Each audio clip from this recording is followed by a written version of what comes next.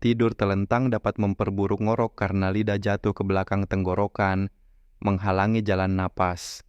Tidur miring dapat membantu mengurangi ngorok dengan menjaga saluran napas tetap terbuka. Ngorok yang parah bisa menjadi gejala sleep apnea, kondisi serius yang menyebabkan gangguan pernapasan saat tidur. Sleep apnea dapat meningkatkan risiko penyakit jantung, stroke, dan tekanan darah tinggi. Berat badan berlebih, konsumsi alkohol, dan merokok dapat memperburuk ngorok.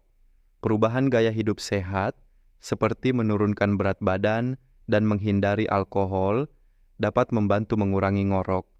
Latihan otot tenggorokan tertentu dapat memperkuat otot-otot di sekitar saluran napas. Latihan ini dapat membantu mengurangi ngorok dengan menjaga saluran napas tetap terbuka saat tidur.